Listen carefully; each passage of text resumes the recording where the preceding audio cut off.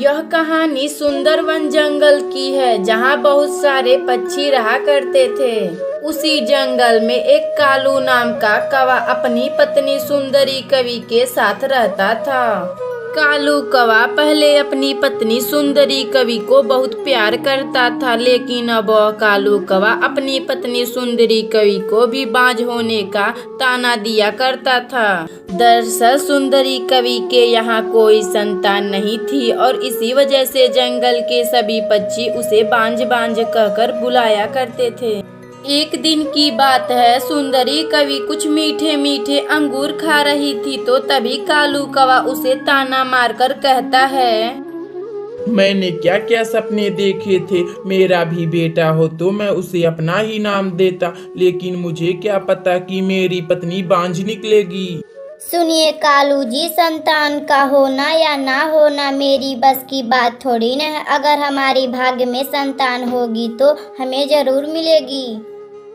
अब जाओ अपना भोजन लाओ, मैं कहाँ कहाँ से तुम्हें भोजन ला दूंगा। पति जी, सभी के पति ही भोजन लाते हैं, आप कौन सा मेरे लिए अकेले भोजन लाते हो। एक बार मैंने कह दिया तो कह दिया, जाओ अपना भोजन लाओ। फिर वह सुंदरी कवि भोजन की तलाश में जाने वाली थी तो तभी कालू कौवा के मामा वहां आते हैं। आइए मामा जी आइए, कहिए कैसे आना हुआ, आज आप बिना बताए ही आ गए। अरे कालू, तुम्हारी मामी मुझे भेज दी हैं कि जाओ कालू कौवा से पूछ कर आओ उसकी पत्नी सुंदरी कवि को एक भी अंडे हुए कि नहीं हुए।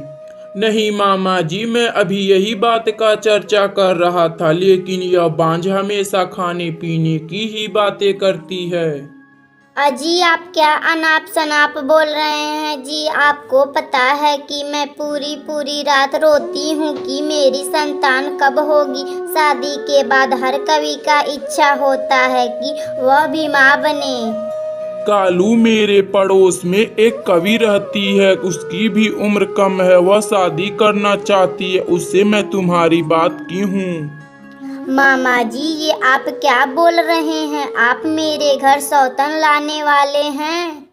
तो क्या करूं, जब तुम एक बांझ हो गई हो तो आज तुम्हारी शादी के 3 साल बीत गए और तुम्हारा एक भी औलाद नहीं हुआ।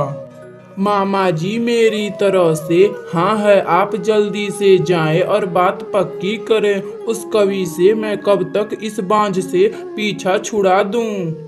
फिर वह अकेली सुंदरी कवि हो जाती है और उसे वह बात बर्दाश्त नहीं होता है तो इसीलिए वहां से वह चली जाती है।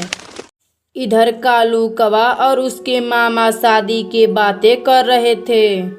कालू, बात तो मैंने पक्की कर दी है, तुम कल आना, उसे विवाह कर ले आना, वह तुम्हारे घर को अच्छा संभालेगी और फिर जल्दी ही तुम्हारे घोंसले में छोटे छोटे बच्चे होंगे।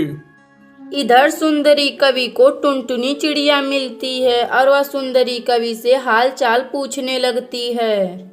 क्या हुआ सुंदरी बहन, आप रो क्यों रही हैं। सब ठीक है ना।